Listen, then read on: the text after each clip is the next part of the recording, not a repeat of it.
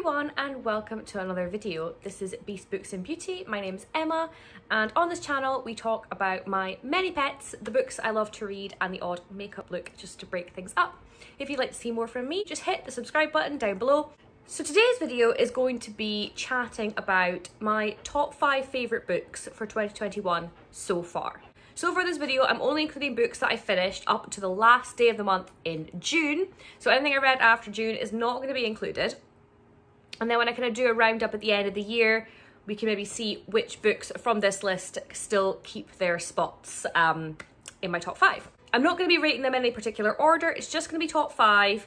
It'd be too hard to put them in placement. So let's just crack on into the books. So the first book we'll talk about is a non-fiction favourite, because the fact that a non-fiction book has made it into the top 5 books I've read this year so far says a lot, because as much as I like reading non-fiction, I would very rarely rate them high enough into like proper favourites, but I really enjoyed this one.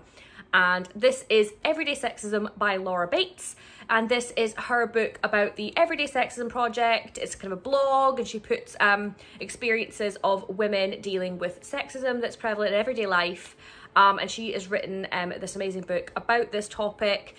And it's about sexism experienced by women in the workplace, in school, in just walking down the street, in the media and the industries. Lots of different kind of sexism experienced by women in every facet of their life.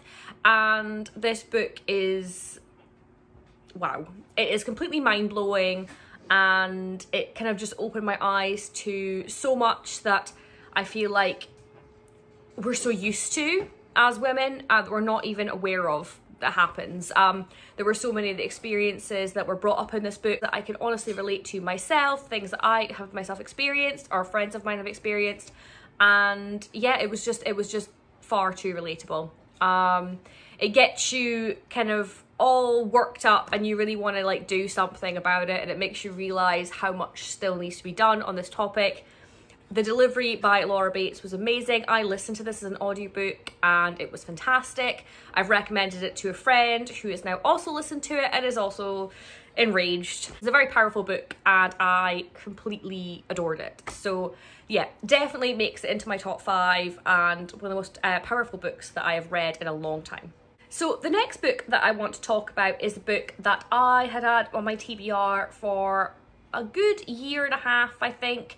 I never quite got around to it, and I put it onto my 21 things I want to read in 2021 list, and finally read it. And this was Radiance by Grace Draven. So Radiance is like a paranormal fantasy romance book. It follows both humans and sort of non-human people. And let me think.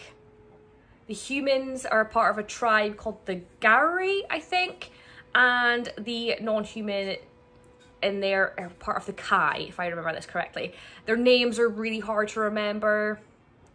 Ikoye and Brushin? Potentially, I could be making that up, but that sounds vaguely right. And these two characters are essentially the spares in their respective families. They aren't going to like be the leaders. They're higher up, but they're not going to really be expected to do much.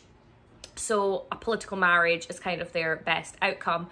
And so they are put to marry each other to form an alliance between these two tribes and these two peoples. And yeah, humans and Kai find each other truly repulsive.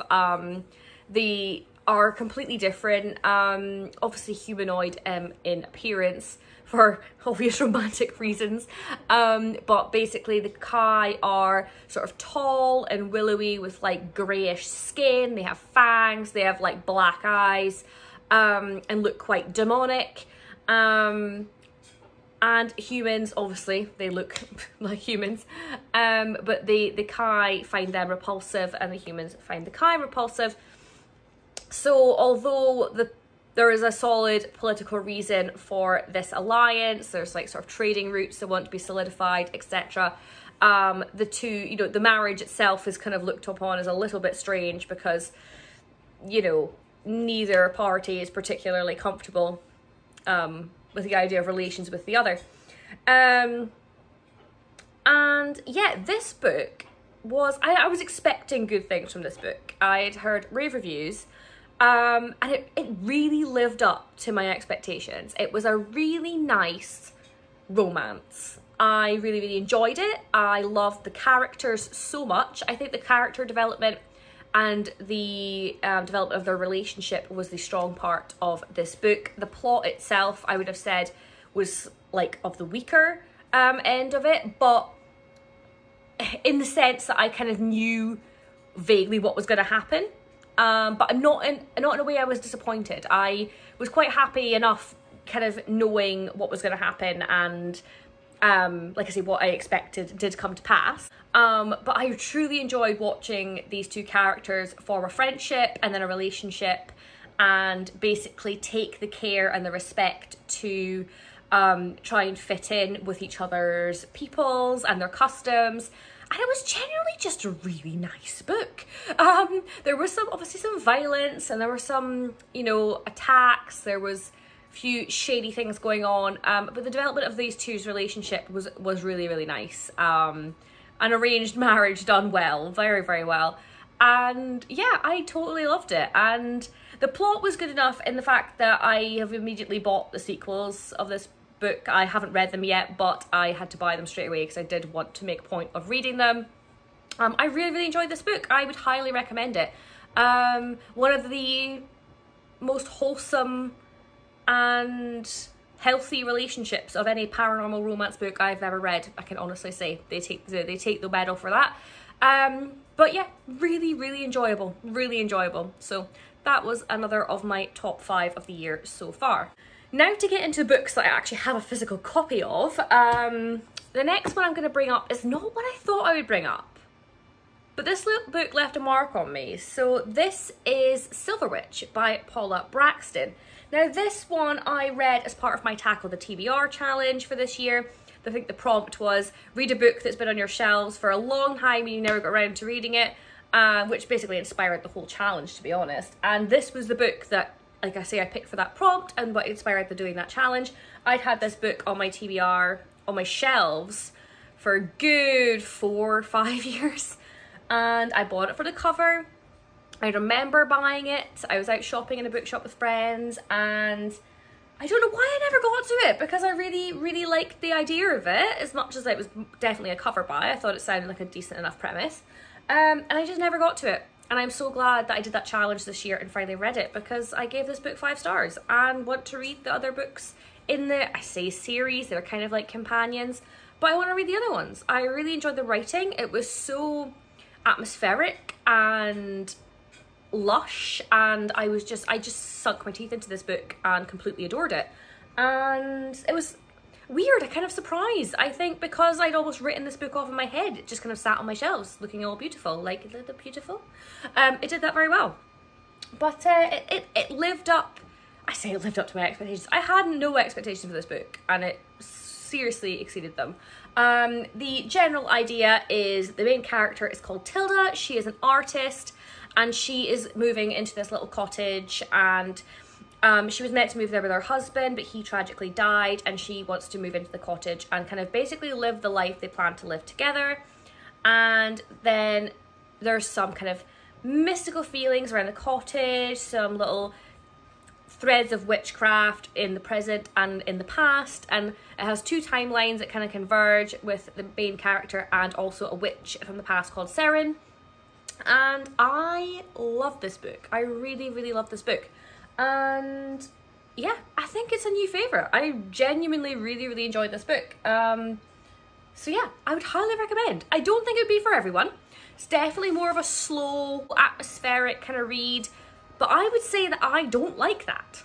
And I loved it. So I don't know, maybe it was just the right place, right time for this book. I have no idea, but this is definitely making it on my top 5 of the year so far. So the next book on my top 5 of the year is a bit of a cheat, because technically it's 2, but I can't show one without the other because they're too intertwined.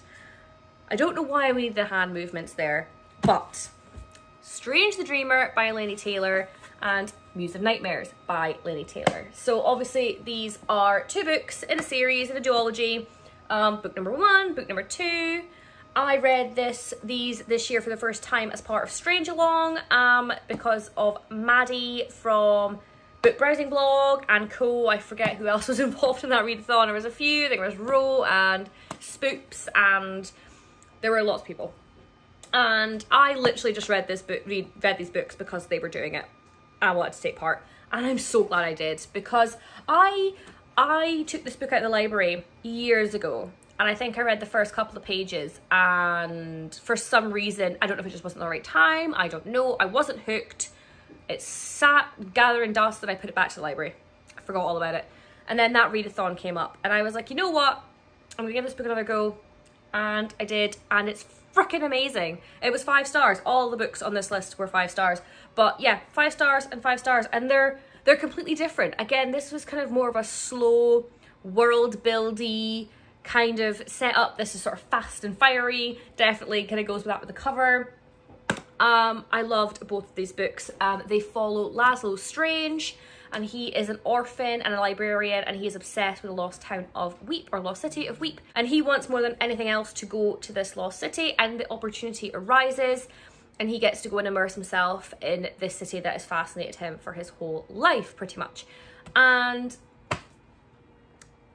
chaos ensues, but mostly in this one. This one's a lot more fast-paced and chaotic, and ties everything up amazingly well, and truly one of the best duologies series I've ever read. And so technically I'm putting it in as 1, because I feel like putting 1 and 2 would just be a waste of a space, really, because they're like the same story. But yeah, highly recommend. But I'm sure at this point you've read it if you're gonna read it. But then again, I missed out on the hype. I only read it just a couple of months ago, and I'm still raving about it. So that is the next book on my list. And the last book of my top 5 of 2021 so far is Of Wicked Blood by Olivia Wildenstein and Katie Hayes. This is another duology. This is book 1, obviously. Book 2, I think, is out on Kindle now, but not out in physical copy till next year, possibly, but don't quote me on that. So I'll need to get to reading the next one. I adored this book. It was brilliant. So this is like I said, the series is called The Quatrefoil Chronicles, and the book follows Cadence and Slate. And Slate, he, I think, is another orphan. Yes, he's another orphan. And he finds out that his parents came from this town called Broome, and he might have some of a bit of a legacy left over from their passing. So he goes to find out basically what he can get out of the arrangement, and ends up starting off a chain of events that potentially could bring back magic to the world, all from just a bit of a stupid act of looting while drunk. But yeah, really, really good. It has very much a kind of Buffy the Vampire Slayer vibes, that kind of humour, really witty, really funny. There is spurrings of a romance between Slate and Cadence, who could not be more different. But it was just really funny and interesting, and such a page turner, and atmospheric. I think atmospheric has to be like the key word of these books. Yes, I genuinely think atmosphere and characters are the big part of why I like all of these books, which tells you a lot maybe about what my tastes are. But no one talks about this book. I have not seen any of the booktubers that I adore talking about this book, and I don't know why, because it's freaking brilliant. And the next one is called Of Tainted Heart, and I will be getting to that one very, very soon. And yeah, I don't see anything knocking this out of my top 5 for the year. It's going to take quite a lot. So this is probably my favourite one of the year so far, even though I'm not rating them in order. But I absolutely adored this book. It was so, so good, so atmospheric, so funny.